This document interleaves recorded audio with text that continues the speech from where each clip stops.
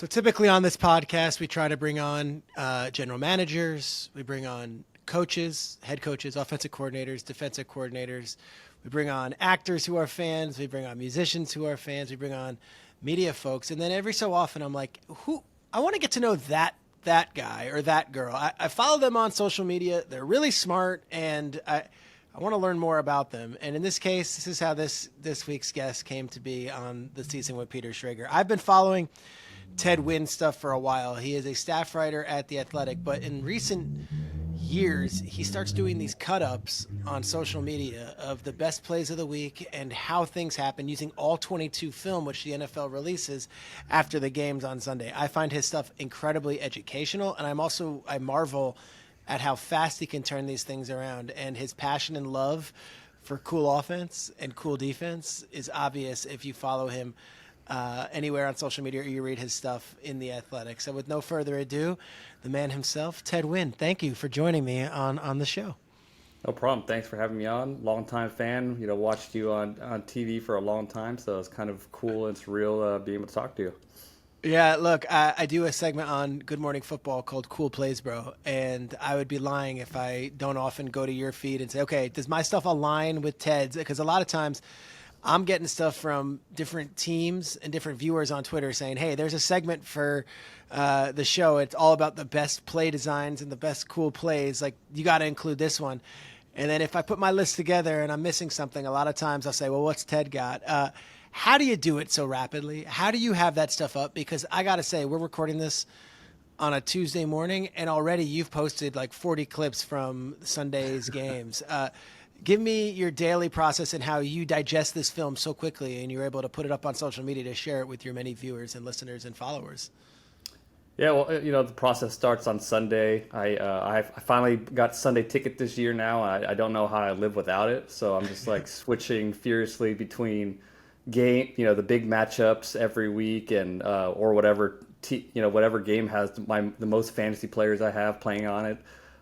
So on Sundays, I write a quick roundtable about just with the other writers on The Athletic about what's going on around the league. And then on Monday, when all 22 comes out in the morning, I'm just like, just trying to watch as much as I can, going through as many games as I can, just so I could put together an article a column that I have out every Tuesday morning about 3 coaching decisions that I like or 3 coaching decisions that I didn't like. And then Tuesday, I'm watching a little bit more, and sometimes I'll write another article that comes out a little later in the week. Like this last week, me and Jordan Rodriguez teamed up to write about Sean McVay's next iteration of his offense, which I thought was pretty interesting. And the rest of the days, I'm just trying to catch up on the rest of the games and creating content for social media. Yeah, so I grew up on the show Edge NFL Matchup, and that was on ESPN, filmed at NFL Films in Mount Laurel. Mm-hmm. And for years, it was originally Jaworski, I think, and then it was Sal Powell was involved, and then they went through an iteration with Matt Bowen was involved, and like year after year, it was Sterling Sharp. It was all these guys, and it was the only place that they would do film breakdown and film study. And I wasn't that guy. I didn't play high school football. I didn't coach high school football. And yet I would devour it. Merrill Hodge, all these guys. And they would say, well, here's how this happened. And it was almost like a biology class. Like here is how you get that famous play that you love. Or here is how this player was so open. Yourself, did you play high school football? Did you coach high school football? Because the way you speak and know all the terminology, I have to think you are beyond just a fan of the game, that you actually live and breathe this stuff too. Yeah, so I actually played quarterback in high school, but I played quarterback in a triple option offense. So I was basically another running back. We threw the ball maybe 5 times a game. So throwing the ball was kind of like a trick play for us. But playing an option, you learn a lot about blocking angles. You learn about how to set up the next play and things like that.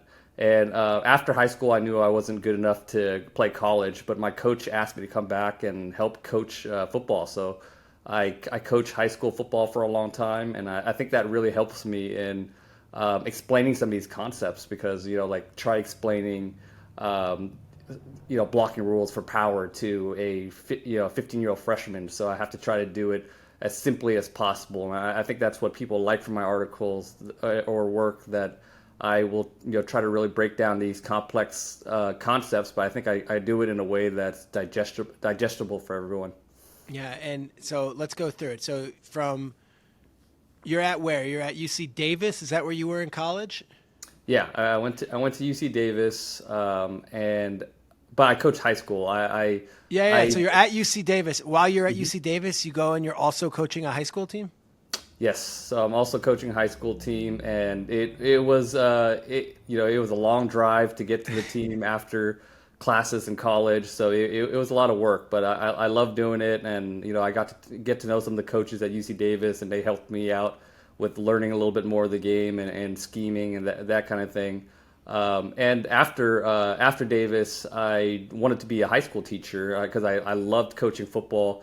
So I got my teaching credential. I went into coaching, and I loved it. But to be honest, I really did not like the teaching aspects of it. Yeah. Like teaching PE is hard nowadays. Like kids just don't want to run sometimes, and it just felt like pulling teeth. And while I was coaching, I had a blog I was doing for fun, and then I was doing a blog about the Raiders. My friends encouraged me to do it because they wanted to hear my thoughts on it. And the blog just kind of grew and grew, and I got a lot more viewers than I thought I would. And then, my follower count started going up on Twitter. And actually, while I was coaching and teaching, I found out I had stomach cancer, actually. Oh my God. So, yeah, so I had to go get my stomach removed. So I don't have a stomach, believe it or not. But everything's fine. I'm like totally healthy now. But that really kind of inspired me to pivot to a different career. And I kind of retired from teaching, and I just went to sports journalism full time. And I just put everything into my blog. And then The Athletic called me one day and decided to hire me. And I was on a contract job for about a year, just covering the Raiders and Niners. And when they both didn't make the playoffs, I decided I was going to write about some of the playoff teams. And that year, the Eagles played the Vikings. I wrote an article about them. And one of the Vikings coaches actually contacted The Athletic and said it was the most accurate article he's ever read. And that got me the full-time job at The Athletic, and I've been doing it ever since. So you saw that Torrey Smith flea flicker from Nick Foles, and you said, okay, let me explain how that went down and why Kyle Rudolph's game-starting touchdown meant nothing Wow, in the good grand memory. scheme of things. Yeah, I remember everything. Dude, your story's inspiring. So you're the head coach eventually at Mount Eden High School football while you're also a student trying to become a teacher. And while that's also going on, you're writing a blog and doing Raiders analysis for your blog. Do you understand? Like, I get emails and I get, texts and, oh, hey, can you meet with my friend's son? He's a college junior at Syracuse, or he's a college freshman. He wants to do what you do. Ted, I hear your story. Still at undergrad, then in grad school, trying to get a full-time job as a teacher, but also on the side, coaching high school football and also doing a blog. That is as inspiring as it gets to saying, yeah, you know what? It's not going to ever be handed to you. You have to go and chase it. And eventually you get that call from The Athletic. Who was that call from, and how did they find you?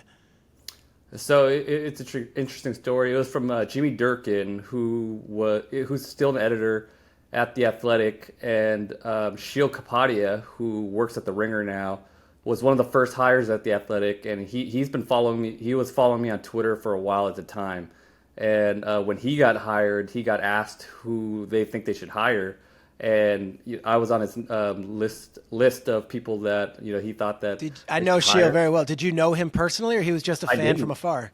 I It's didn't. I amazing. didn't know him at all. That's social Yeah, media. That's amazing to me. he was just following me on Twitter, but we never talked. And he gave me a really big recommendation with The Athletic, and me and Sheil are good friends now. But at the time, we didn't say one word to each other, and he was one of the main reasons I got hired. Oh, I love this story. Okay, so then you go from someone who's got an interest to then you're now suddenly maybe critiquing some of these teams. And I would imagine whether it's John Gruden, who was running the offense at the Raiders, or it was Kyle Shanahan, who was doing cool stuff with the Niners, they could say they don't pay attention to anything. But when you've got someone who knows their stuff and they're breaking down film, I'm sure it made waves. Did it ever get to the team level you would hear back from some of the teams that maybe you were being a little critical of?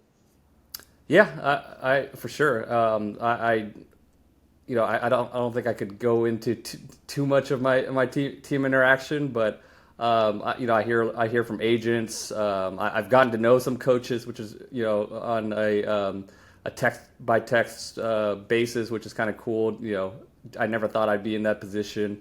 I kind of helped out some coaches that had questions about other teams if they didn't have like a lot of time to research something. I might help out in that situation. So it's kind of cool getting to know all these coaches, around the league.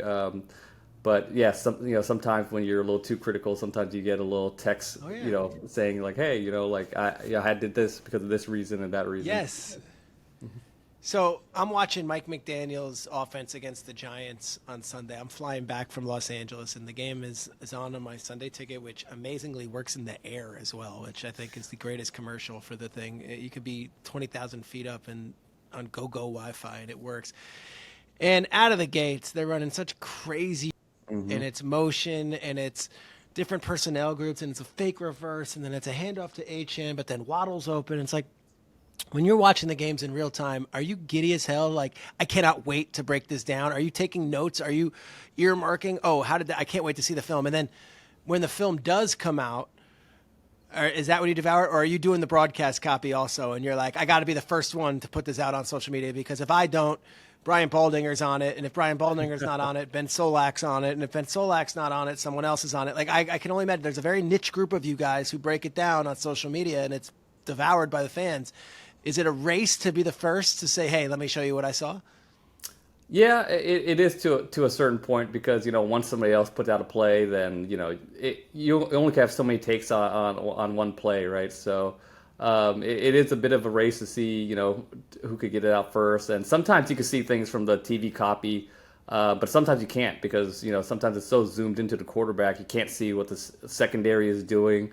That you can't really have a real take on the play design or how it unfolded until the All-22 comes out. And, the All-22 comes out early on Monday, and all the film grinders are up early, trying to get those clips out. So it is a bit of it didn't used to be like that, like No. a few years ago, like me and like another guy was like, the only guys doing this. And now, like, there's a lot of film analysts out there. And I think the hunger for this type of content has grown as well. What is your Twitter feed if we were to follow you on Twitter? So everyone at home who's listening to this and is not necessarily familiar with your work and say, all right, I'll give this a shot. What is the feed, and spell it out? It's FB_film analysis. Easy as that. Football film analysis. Like, Exactly. that sounds pretty good. Unless FB has some other meaning, I would assume it's football. All right, so you're doing that on a week-to-week basis, but you're also becoming sort of a tastemaker, as the clips you decide to share with your audience are sort of becoming a trend of who is Ted into and what is it. I figured you and I would have some fun. I do my segment on NFL Network. You do yours on Athletic and on socials. Let's have a little bit of a game where we go back and forth and we kind of share what we think as far as some of the best offenses, best plays, all this stuff. So let's go first. Let's do it a draft, if you will.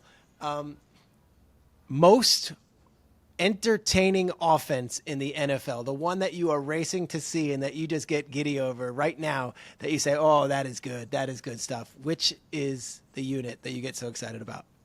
Yeah, so I didn't want to give you a generic answer answering this, but I legitimately love watching the Indianapolis Colts. Really? Shane Steichen, too high. Let's go. Talk about it. All verts. Yeah, I love watching offenses that don't have a wealth of talent, but they maximize what they do have with great coaching. And I feel like Shane Steichen does an amazing job of that. I love watching Anthony Richardson play. I love the pieces they have, and they're so creative with their formations, their run options, their RPOs, and the way they maximize the receiving talent they have. They have a decent offensive line. They don't have like an overpowering offensive line, but just the way they are able to even out the numbers with Anthony Richardson and his running. Unfortunately, he's hurt right now. Yeah. But before he was hurt, he was actually leading the league in explosive play rate. So runs of 12 or more yards or passes of more than 20 yards. Yeah, so I also love that he's bringing 4 verts back, and 4 verts is exactly what it sounds like. It's 4 receivers on 4 verticals, and the play was going extinct for a little while because all these defenses were playing too high and keeping two safeties back, so it's hard to run four verts against those type of defenses. But Shane Steichen, he's calling it a ton with Anthony Richardson. Obviously, teams have to bring extra defender in the box to defend their run game. But one of Richardson's best throw is that seam throw, and they're calling Josh a ton of Downs. four verts. Mm-hmm. Yeah, and that's you made the point. It's not like he's got Moss and Welker and Dante Stallworth out there. It's a combination of Pittman, Pierce, and Josh Downs. These are not Hall of Fame players by any means, and yet he's making it. Now, here's my question with that. They go to Minshew 3 different times already. Because I don't follow it like you do as far as within the X's and O's. Does the offense drastically change? Is there a Minshew version of the offense, or does Minshew run the same offense that Richardson's more or less running? No, there's definitely a Minshew version of the offense. Obviously they are going to cut down on the run options. They still could use their run pass option concepts a lot, but obviously you're not going to run a ton of zone read or counter bash with Minshew back there, and they're going to be a lot more pass orientated. And he does a great job of adjusting to either quarterback. So it's a really fun offense to watch. And people forget Shane Steichen also was responsible for Justin Herbert's rookie year, which was one of the greatest quarterback rookie years that we've ever seen, too. So he's worked with multiple types of quarterbacks, and he's gotten the most out of them. So to me, he's one of the most underrated offensive play callers and designers in the league. Well, now it's his unit. For a while there, it was like, well, he's in San Diego, but that's also Anthony Lynn's an offensive coach, and you don't know who's doing what. And then he's in Philly, and Sirianni's an offensive coach, so we're not sure. It's him now. Like this is there's no hey yeah but it's him. I'm gonna go McDaniel. I know that San Francisco's doing a lot of fun stuff, but you tell me, does it seem even different than last year that Mike has even upped his game even more? It feels like I'm watching a CFL offense with all the pre-snap motion. Yeah, no, to me, he's the most creative play caller in the league. Like I love watching what he's doing. I love that little short out motion that they're using now. Because last year they were using fly motion to get Tyreek Hill into full speed and running towards the line of scrimmage. Like you said, it's kind of like the CFL, right? Like they're getting guys running full speed to the line of scrimmage. But when you're running across the center, the teams could adjust and the defenses could bring a safety to that side. But now that they're doing it on the same side, defenses can't adjust because they snap the ball in 1 second and you have Tyreek Hill running full speed at you. It's a really tough thing to defend. And they're running all this crack toss, all these crack toss plays. I've never seen an NFL offense run as many tosses as they have, and they have 100 ways to run them too. So it's really fun to watch, and it's the most copied offense around the league. Like if you're watching teams around the league now, they're running that same motion. They're running all this toss because of what the Dolphins are doing.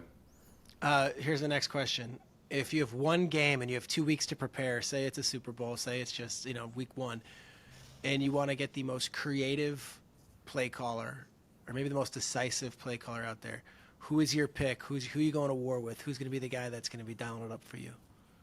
To me, it's got to be Mike McDaniel. I mean, like we talked about, the motions and the toss, and I feel like they're taking all those little wacky things that San Francisco used to do sometimes, and they've turned it into an entire offense. Like the way they use their personnel. They come out in 21 personnel, but they'll line up an empty out of 21 personnel, and they'll line up on these spread formations, and then you never know exactly who's going to get the ball. The first play of the game against the Giants, they came out in 31 personnel, so that's 3 backs, 1 tight end, 1 receiver, and then they motion Jalen Waddle into the backfield. They fake a run. They fake a run to him, and they reverse it to Arcane for a huge gain. So it's like you never know who's going to have the ball, but at the end of the day, they're just running 2-back runs, but they're doing it with all this window dressing and world-class speed. So it's really fun the way that they're using their personnel. And I just think that's just the Dolphins' speed, and McDaniel's just like a marriage made in heaven.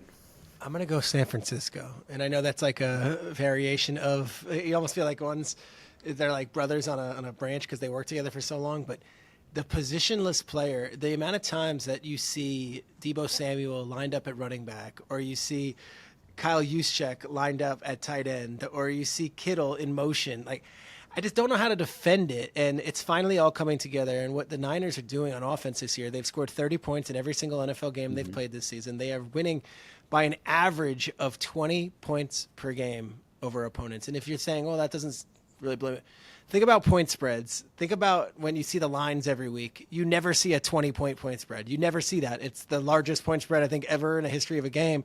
They're winning by that against good NFL teams and good NFL offenses and defenses. They've done that to the Steelers. They've done that to the Cowboys. I just think he's totally in his bag right now, and Purdy might be the perfect operator. Your thoughts on, as someone who was in the Bay Area covering Kyle since he got there, your thoughts on this version, the 2023 Niners?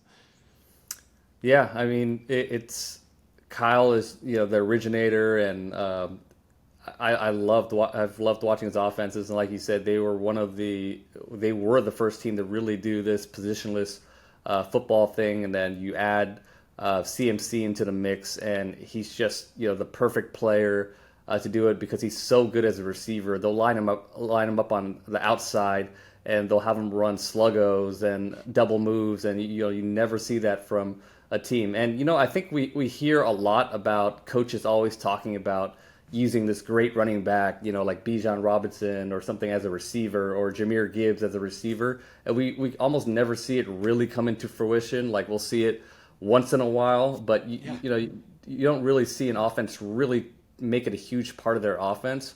But with CMC and his receiving skills, Kyle takes full advantage of it. They'll line up in the slot, they line him up outside, and it's a huge problem for defenses to try to match up with it. And now they have Brock Purdy, who's just kind of the perfect operator, point guard for this type of offense, and it's extremely hard to stop. Okay, a couple before we move on to the defensive side of the ball. A lot of fire Matt Canada stuff out there. I know you follow all this stuff, and you're not looking to fire Matt Canada necessarily, but when you see an offense that just can't get going like his in Pittsburgh, and then at the end, Pickett does figure it out, do you blame the offensive coordinator? What do you see when you watch Pittsburgh's offense that is just sputtering and yet still finding a way to get W's? Yeah, to me, that offense is one of the offenses in the league that's underachieving. I feel like they should be more productive with the talent they have on that offense. And when I'm watching Matt Canada, sometimes I do feel like he does his game plans aren't tailored specifically enough against defenses you're seeing. We're seeing too many of the same concepts over and over again. Like in week one, when they were going against the Niners, they run kind of this old school shallow cross concept that Kenny Pickett actually, really likes since college. And I understand that, to put in concepts that your quarterbacks like. But then when you're running that concept against Fred Warner, which is, that's the Mike linebacker who's designed to stress, that's not a guy you want to be picking on. And they ran it 8 times against the Niners, and each time was a disastrous result. So when I see things like that, result. Yeah, like I don't have the exact stats in front of me, but the 8 times they ran, I think they only completed it once. He was sacked twice and intercepted once, and almost intercepted another time. So when you see things like that, it's just it's hard not to criticize the offensive coordinator. So yeah, I'm not a huge fan of Matt Canada's offense. Okay, so Matt Canada's down. Another offense that's being questioned right now, and it's a lot of it is skill position, is the team that we saw on Monday night. The Packers, they don't seem to be able to get anything going either. Your thoughts on Green Bay's offense, and is that a Matt LaFleur thing, or is that just there's not enough horses to go and do what they got to do? Yeah, I'm a fan of Matt LaFleur's play calling and play designs, and I think right now Jordan Love is going through some growing pains. They have a lot of offensive line issues with guys getting hurt and going in and out of the lineup, and Christian Watson's just coming back right now. But Jordan Love is, he's definitely going through some growing pains. He's missing guys. He's not seeing them. Like that last play against the last interception against the Raiders. He had Christian Watson. He was late on it. He tried to scramble, and then he tried to heave it up, and it was underthrown. But that should have been a game-winning touchdown. So I don't blame LaFleur for the Packers' offensive struggles. I like him as a play designer, play caller. But right now they're just going through some growing pains with their quarterback and getting some guys back from injury. My last one, you probably watched Sean Payton for 20 years and marveled at what he was doing in New Orleans. The offense hasn't been terrible in Denver, but it certainly isn't a Sean Payton offense. Your thoughts on what's going on up in Denver and Sean Payton and Russell Wilson 5 weeks in? I will say that Russell Wilson is playing a lot better than I thought he would be, just based on watching him last year. So I think Peyton was brought in to fix that offense, and I think he has done that. That offense is fixed. I don't think we're going to see Russell Wilson play to the level that he did when he was in Seattle. I think this is probably the best that they could get out of him right now. He's probably not going to live up to that contract he has. But the offense they've built around him works. It's just that their defense went from a top 10 unit last year to by far the worst defense in the league this year, and they're having to score 30, 40 points to keep up with the other teams. So offensively, Sean Payton's done what he needs to do, but defensively, it's just a total mess right now. All right, let's do some more picks here. All right, so we talk about offense all the time, and that's what pays the bills on Good Morning Football, NFL Network. We talk about the quarterbacks.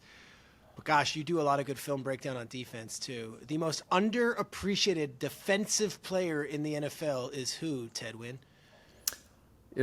I have to say Max Crosby, and I know Crosby had a big game on the national stage yesterday, so I think people appreciate him a little bit more after that. But to me, Max Crosby, a guy that should be in the running for Defensive Player of the Year. I believe he's second right now in pressures. He's one of the best run-stopping defensive ends in the league. I think that's one aspect of his game that doesn't get talked about enough. He's able to just recognize whatever plays offenses are running at him because of his film study, and he's just relentless. He has a motor. So to me, I think Crosby should be a runner-up in the Defensive Player of the Year race, and that's why I want to bring his name up here. It's great. There's such a long list of these guys. I'm going to go with the guy who's local in my backyard, and he's getting a lot of love. And Jeff Ulbrich, the defensive coordinator, said he's the best linebacker in football, and Ulbrich used to coach Fred Warner. Quincy Williams for the Jets is freaking awesome. Have you had a chance to watch what Quincy's been doing on a week-to-week basis? Yeah, I mean he's one of the most physical linebackers in the league, and it's fun to watch. A lot of these guys are coverage linebackers now, but Quincy is a guy that will blow up blocks and hit guys. So that's a great pick. Very rarely now is it like there's a hot defensive coordinator. We always have the hot offensive coordinator. Who's a hot defensive coordinator or a defensive coordinator you like watching game tape from on Monday mornings? That's a good question. I think Patrick Graham is doing a pretty good job with the Raiders right now. Their defense has been a lot better than people think, and we saw that against Green Bay last night. And there's not a ton of talent on the Raiders roster. So he's a good one.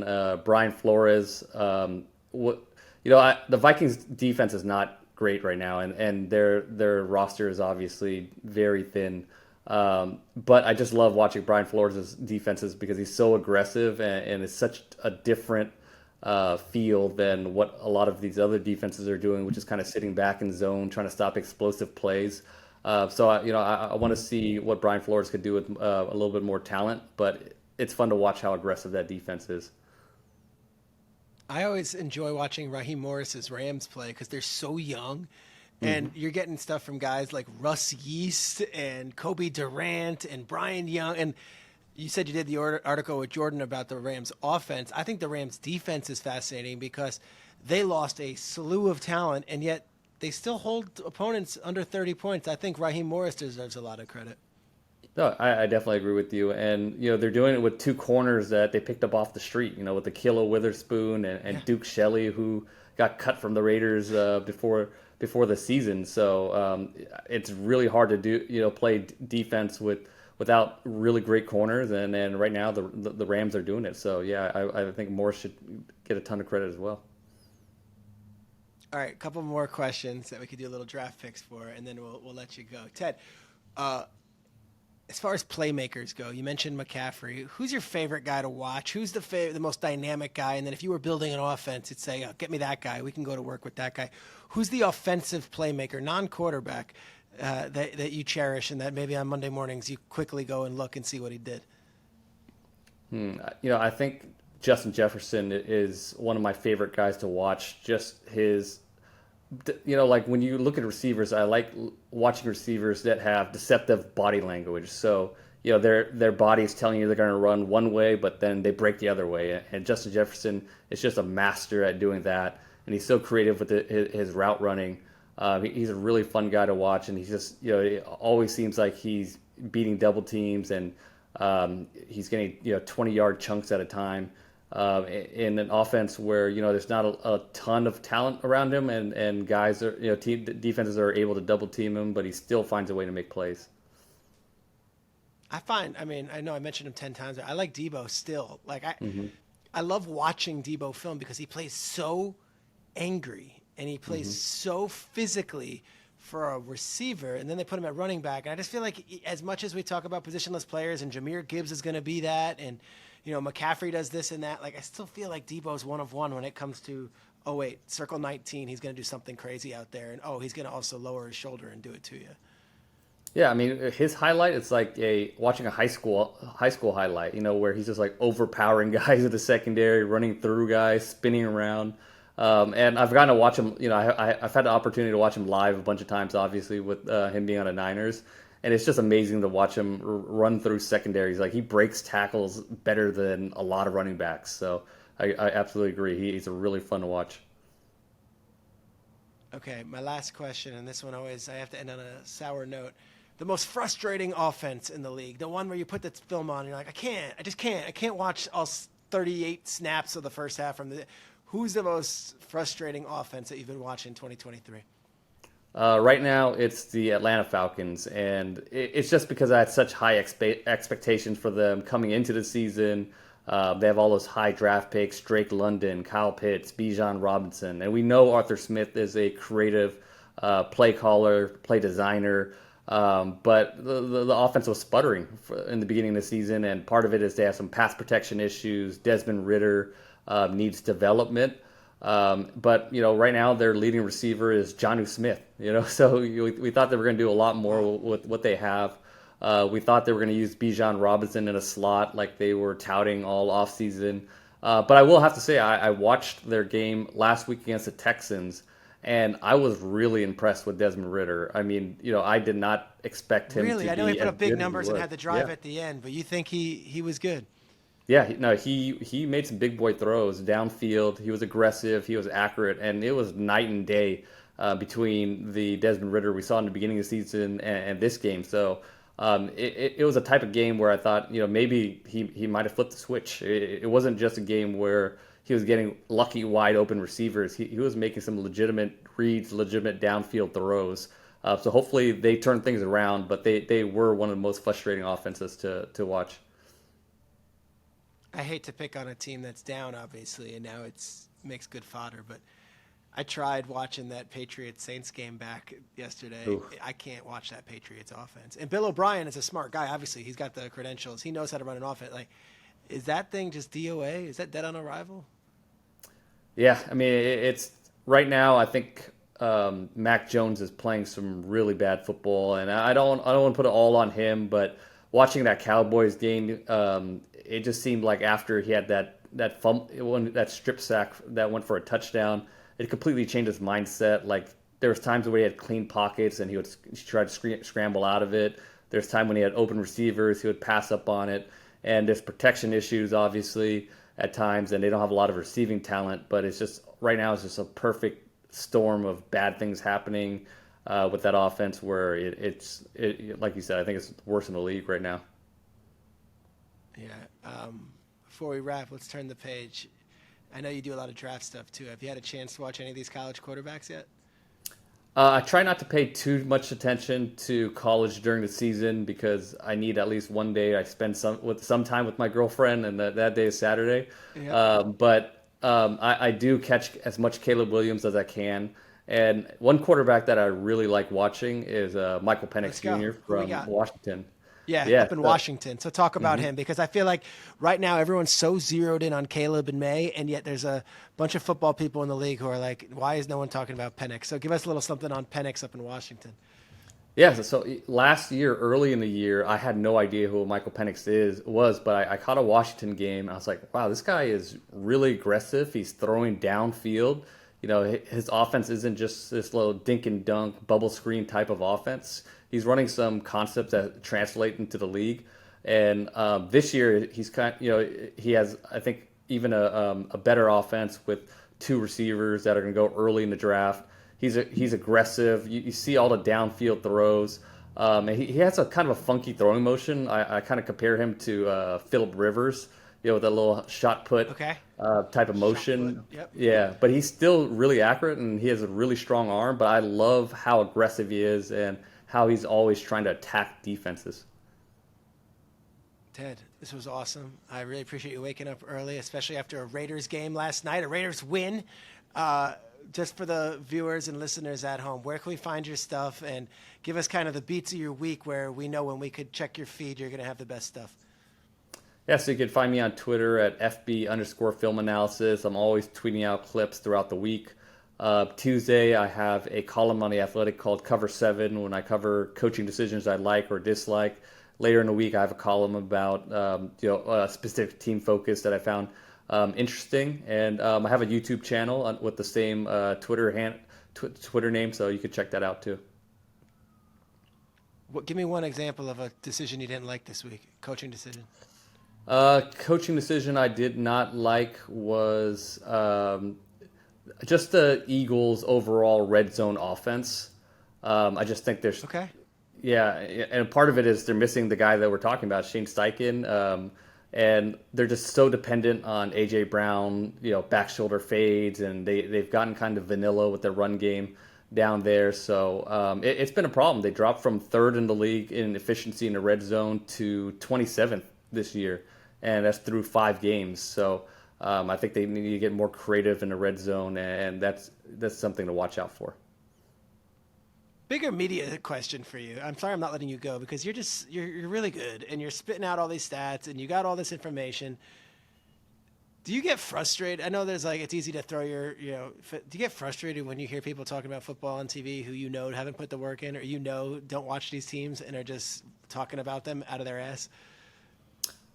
Sometimes, but I think getting into the media, I realize how tough this job is now and how tough it is to be on TV every day. But yeah, once in a while you hear a take that does not make sense at all. Last week I almost did a name, but I heard somebody talking about Mike McDaniel's offense not being a creative one. But I was like, dude, everybody is copying this offense around the league right now. Copying it. Everyone's trying so hard. Mm-hmm. Yeah, totally. Yeah, but I do understand it is tough being on TV every single day. It's tough doing a weekly podcast, so I understand there's not enough time for everyone to watch every single game like me. But yeah, if you're going to have a hot take, make sure you research it. That's exactly right. No one's asking you to know every team, but if you are asked about a team and you're prepared for it, you should probably know what you're talking about. Ted, you know what you're talking about. Everybody, go check out Ted. Thanks for joining the Season with Peter Schrager, man. I really appreciated it. Yeah, no problem. Thanks for having me on.